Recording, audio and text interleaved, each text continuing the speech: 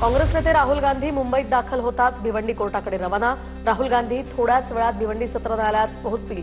महात्मा गांधींच्या हत्येमागे आरएसएसचा हात असल्याचं वक्तव्य राहुल गांधींनी केलं होतं।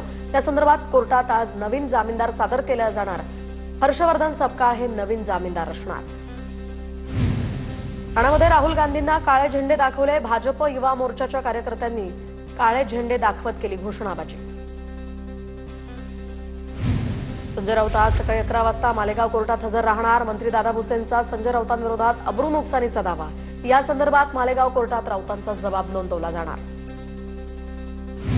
विलीनीकरणानंतर भुजबळ राज्यसभेवर जाणार होते। खासदार अमोल कोल्हेंचा गौप्यस्फोट।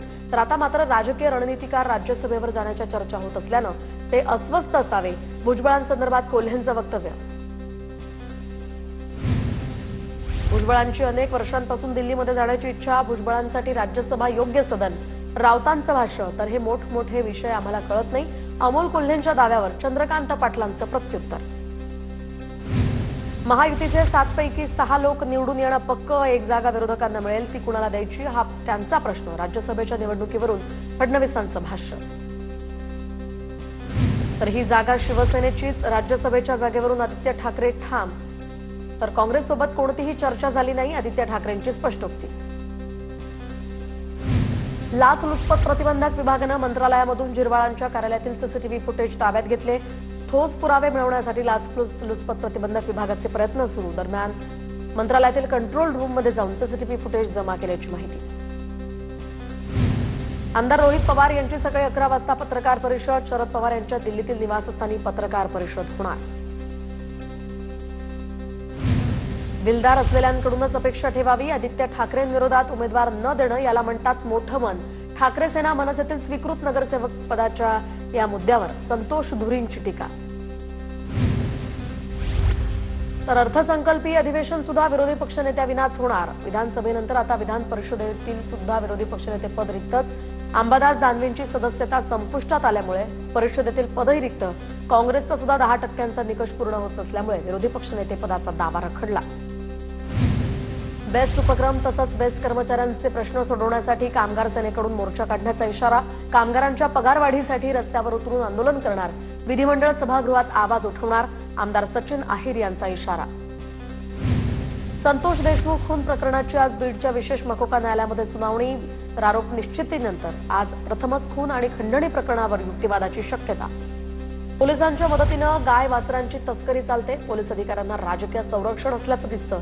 एकनाथ खडसेंचा आरोप। तर महाजनांचा फोटो ठेवून पोलिसांचं स्टेटस एकनाथ खडसे यांनी दाखवलं। गोरगरीब महिलांना पैशांचं आमिष दाखवून अंडाशयाची तस्करी। बदलापूर पोलिसांकडून 3 महिलांना अटक। मुख्य सूत्रधार महिलेच्या घरात संशयास्पद इंजेक्शन सापडलं। उपजिल्हा रुग्णालयातील वैद्यकीय अधिकाऱ्यांशी संपर्क साधल्यानंतर हा सगळा प्रकार उघडकीस। नाशिकच्या सिन्नरमधील 17 वर्षीय मुलगी 15 दिवसांपासून बेपत्ता मुलीच्या आईनं संग्राम जगतापांची भेट घेतली। पोलिसांनी उडवाउडवीची उत्तरं दिल्याची मुलीच्या आईची तक्रार। बुलढाण्यामध्ये रात्री छत्रपती शिवाजी महाराजांचा पुतळा बसवण्यावरून 2 गटात वाद। लोणार तालुक्यातल्या चिखला गावात सध्या तणावपूर्ण शांतता। चिखला गावात वरिष्ठ अधिकाऱ्यांसह पोलिसांचा बंदोबस्त। 2 गटातील वादांनंतर आता तुफान हाणामारी झाली होती। शिवाय अफवांवर विश्वास न ठेवण्याचे पोलिसांकडून आवाहन।